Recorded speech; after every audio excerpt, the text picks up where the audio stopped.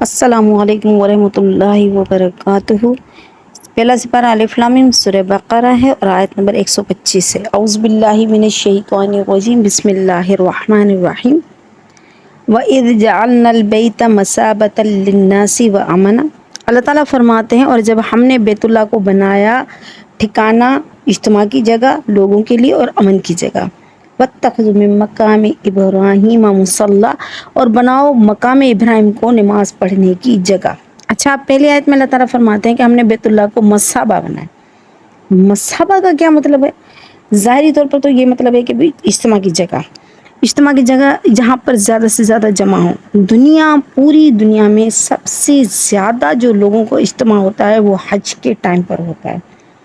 پتہ نہیں کتنے لاکھ، 30 لاکھ 50 لاکھ کے قریب لوگ جمع ہوتے ہیں عرفات کے میدان میں اور مینا کے مقام پر، اور جو حج میں خانہ کعبہ میں جمع ہوتے، لاکھوں میں لوگ جمع ہوتے۔ اتنا دنیا میں کہیں پر بھی لوگ جمع نہیں ہوتے جتنا کہ خانہ کعبہ میں حج کے موقع پر۔ عمرے میں بھی ہوتے ہیں، یہ نہیں کہ عمرے میں نہیں ہوتے، عمرے میں بھی ہوتے ہیں، لیکن سب سے زیادہ اجتماع جو ہوتا ہے وہ حج کا ہوتا ہے۔ 5 دن جو حج کے ہوتے ہیں جن میں ارکان حج ادا کیا جاتا ہے، ان میں تو اس کا مقصد یہ ہے کہ لوگوں کے جمع کرنے کی جگہ جہاں پر کے لوگ جمع ہو رہے ہیں۔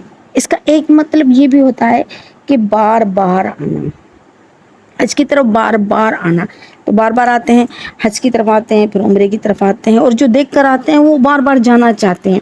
جو نہیں دیکھتے نا ان کو صرف تڑپ ہوتی ہے، اور جو دیکھ کر آتے ہیں ان کے دلوں میں زخم ہوتا ہے۔ وہ کہتے ہیں کہ ہمیں اب ہر صورت پہنچنا ہے، ہم کسی بھی طرح جائیں اور حج کر کے آئیں اور عمرہ کر کے آئیں۔ تو یہ تڑپ دیکھنے کے بعد اور بڑھتی، کم نہیں ہوتی ہے۔ نہ دیکھنے کی تڑپ الگ ہوتی ہے اور دیکھنے کے بعد کی تڑپ الگ ہوتی ہے۔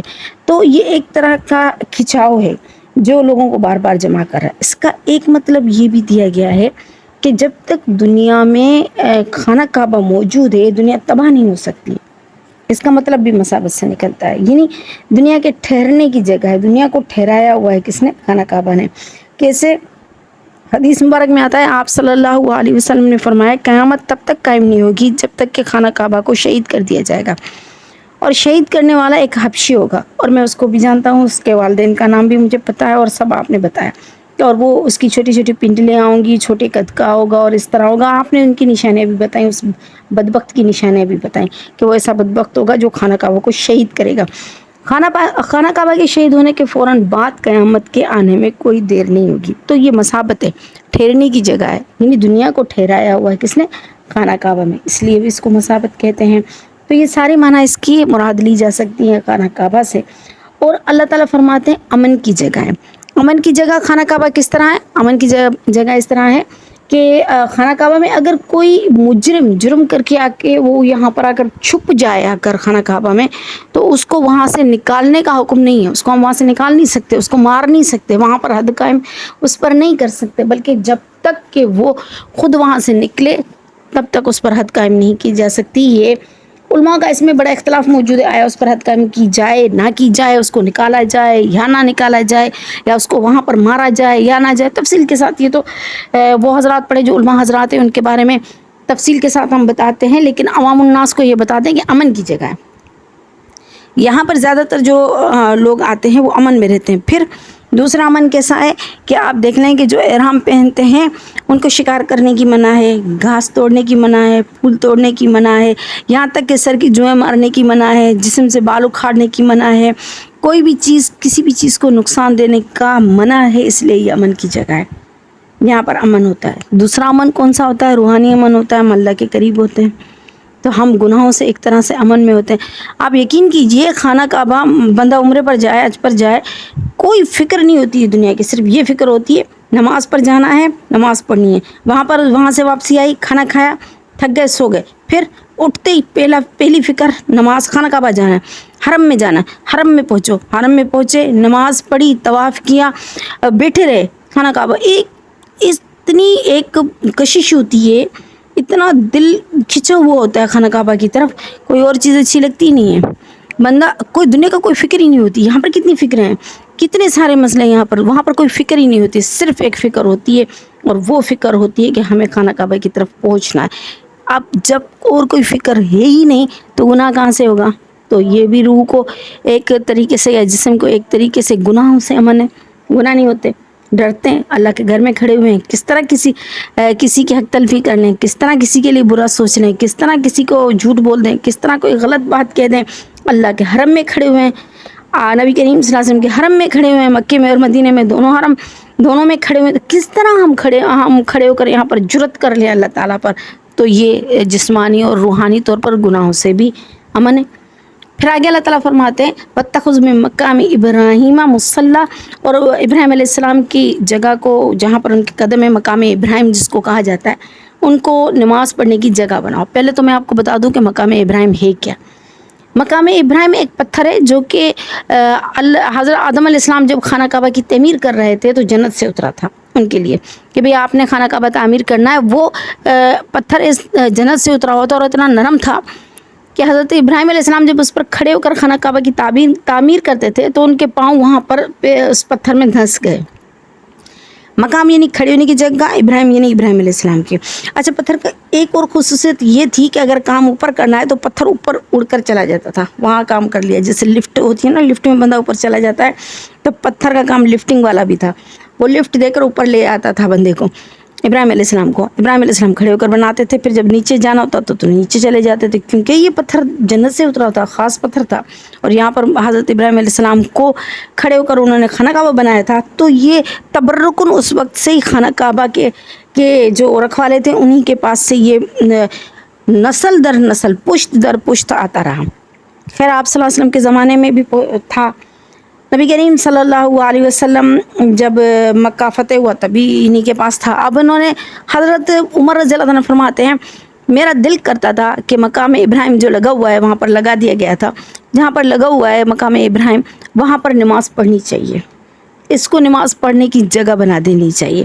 اب یہ تو اس وقت کی بات ہے جس وقت میں ابھی مکے میں مدینے میں اتنی رش نہیں تھی، بہت کم لوگ تھے، اور جو طواف کیا جاتا تھا بہت قریب سے کیا جاتا تھا. اب ریسنٹلی کیفیت یہ ہے کہ آپ طواف کا پورا چکر کر لو لیکن مقام ابراہیم سے باہر آپ کو طواف کرنے میں آسانی ہوگی. اگر جو آپ مقام ابراہیم سے اور خانہ کعبہ کے بیچ والے ایریا سے یعنی آپ نے گزر کر طواف کیا تو اتنا دھکا لگتا ہے اور اتنی پیڑ آتی ہے جسم میں کہ ایسا لگتا ہے کہ جسم ٹوٹ جائے گا، اتنی رش ہوتی ہے. تو اب تو مقام ابراہیم پر نماز پڑھنے کی یہ میں آپ کو بعد میں بتاتی ہوں کہ کیا فضیلت ہے، لیکن شروع میں آپ کو بتا دوں کہ یہ حضرت عمر رضی اللہ عنہ فرماتے ہیں کہ میرے کچھ قولوں کی اللہ سے موافقت ہے.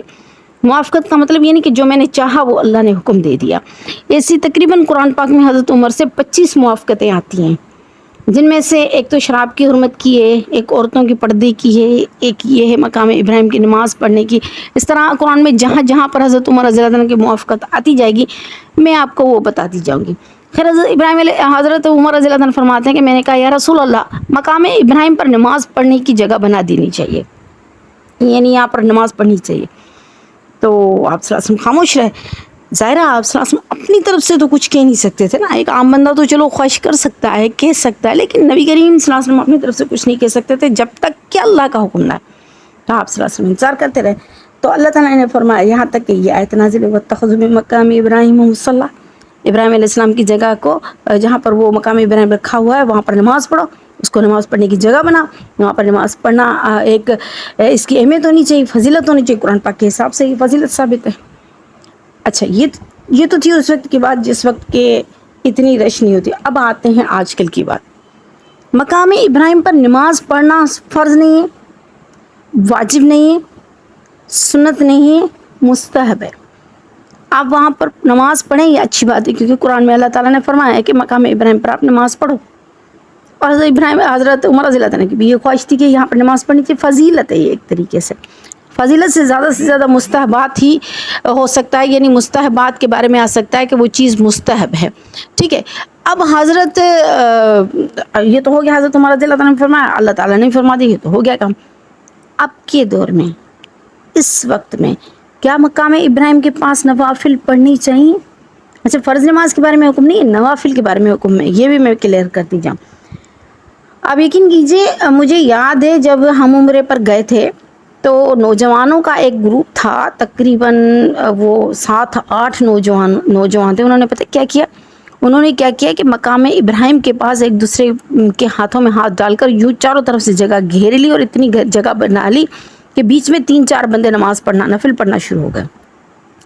جیسے ہی، کیونکہ یہ مطاف میں ہوتا ہے جہاں پر طواف ہو رہا ہوتا ہے، جیسے ہی مطاف میں ان لوگوں نے یہ کیا، اتنی دھکم پیل ہو گئی اور اس قدر رش بڑھ گئی اور اس طرح دھکے پڑنے لگے کہ ہم گرتے گرتے بچے. اور اچھا بندہ گرے گا بھی نہیں کیونکہ آگے بھی بندہ ہے پیچھے بھی بندہ ہے، زیادہ سے زیادہ دھکا آئے گا، زیادہ سے زیادہ جسم پر ایک دباؤ آئے گا اور درد ہوگا، لیکن بندہ گرے زمین پر نہیں گر سکتا.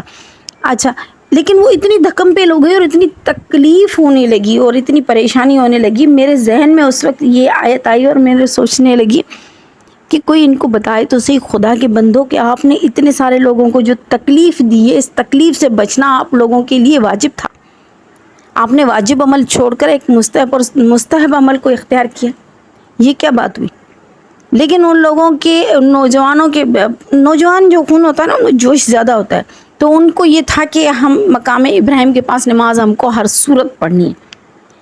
اس وقت میں مقام ابراہیم پر نماز پڑھنے سے گریز کرنا چاہیے. میں یہ کہتی ہوں، یہ میں اپنی آنکھوں دیکھا حال بتا رہی ہوں جو ابھی میرے ساتھ ہوا ہے، میں بتا رہی ہوں. وہ بڑی تکلیف ہوتی ہے اگر آپ مقام ابراہیم پر نماز پڑھیں گے. اگر آپ اکیلے نماز پڑھتے ہیں تو پڑھ نہیں سکتے، لوگ آپ کو کچل جائیں گے کیونکہ رکوع میں اور سجدے میں گئے تو آگے پیچھے آنے والے بندوں کو پتہ بھی نہیں چلتا نیچے کیا ہے، اور وہ اوپر سے چلے جائیں گے، آپ کو تکلیف ہوگی. لیکن اگر آپ نے اس طرح گھیراؤ ڈالا اور اتنے سارے لوگوں کو کھڑا کر کے اپنے لیے ایک سیفٹی کور بنا کر اگر آپ نے نوافل ادا کیے تو لوگوں کو تکلیف ہوگی.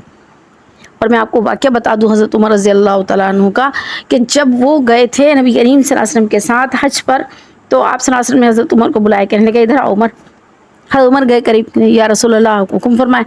آپ نے فرمایا کہ عمر تم طاقتور بندے ہو. حضرت عمر رضی اللہ عنہ پہلوان بندے تھے، تم طاقتور بندے ہو تو حجر اسود کو قریب جا کر چومنا نہیں، حجر اسود کو چومنا چاہیے. اس کا استلام کہتے ہیں، اس کو چومنا، حجر اسود کو چومنا، استلام کرنا، یہ کرنا چاہیے. تو اور اس وقت رش بھی اتنی زیادہ نہیں ہوتی تھی آج کل کے زمانے کی، اور اس کے رش کو اگر ہم آپس میں کمپیئر کریں تو کوئی سوال ہی نہیں پیدا ہوتا. تو حضرت عمر رضی اللہ عنہ کو آپ صلی اللہ علیہ وسلم فرما رہے ہیں کہ تم نہیں کرنا. حالانکہ آپ صلی اللہ علیہ وسلم کے ساتھ اس وقت حجاج جو تھے وہ 1.25 لاکھ تھے، 1.25 لاکھ حاجی تھے جنہوں نے آپ صلی اللہ علیہ وسلم کے ساتھ حج ادا کیا تھا، حجۃ الوداع جس کو کہتے ہیں. آپ صلی اللہ علیہ وسلم نے زندگی میں وہی ایک حج کیا. اب نبی کریم صلی اللہ علیہ وسلم نے فرمایا کہ عمر حجر اسود کے پاس جا کر استلام نہیں کرنا، بوسہ نہیں دینا، دور سے استلام کرنا. استلام کرنے کے طریقے ہوتے ہیں. ایک طریقہ تو یہ کہ ہونٹ اس پر رکھ کر اس کو چوما جائے، یہ تو بہت بڑی سعادت ہے جس کو اللہ نصیب کرے. دوسرا یہ ہے کہ آپ اس کو دور سے ہی اپنے ہاتھ پر چوم کر اس ہاتھ کو اوپر کر کے اللہ اکبر کہہ کر اور آپ طواف شروع کر لیں. تیسرا طریقہ ہوتا ہے کہ لاٹھی سے. آپ صلی اللہ علیہ وسلم نے تینوں ہی طریقے سے استلام کیا ہے. تو استلام کے 3 طریقے. تو حضرت عمر کو فرمایا کہ نہیں جانا قریب اگر رش ہو تو، کیونکہ تم طاقتور بندے ہو، کسی کو ہاتھ لگے، کسی کو کونی لگے، کسی کو دھکا لگے تو تکلیف ہوگی. تکلیف دینا، کسی کو تکلیف سے بچانا واجب ہے. اور استلام ہونٹوں سے کرنا، یعنی ہونٹوں سے چومنا حجر اسود کو، یہ مستحب ہے. ایسے نہیں کرنا عمر. ہاں تم دیکھو جب رش نہ ہو تو تم بھلے جا کر ہونٹوں سے استلام کر لیا کرو. اب آپ سمجھیں کہ کتنی بڑی بات ہو گئی. تو مقام ابراہیم پر نماز پڑھنے کی بھی یہی فضیلت ہے. یہی بتا رہی ہوں میں آپ کو کہ یہاں پر نماز پڑھنے کی چکر میں نہ ہم خود کو تکلیف دیں نہ دوسروں کو تکلیف دیں، کیونکہ ایک چیز ہوتی ہے مستحب، ایک چیز ہوتی ہے واجب. واجب کو چھوڑ کر ہم مستحب کو ادا کرتے ہیں، یہ ہماری کم عقلی اور کچھ نہیں. اللہ تعالیٰ ہمیں سیدھے راستے پر چلنے کی توفیق عطا فرمائے. وآخر دعوانا ان الحمد للہ رب العالمین.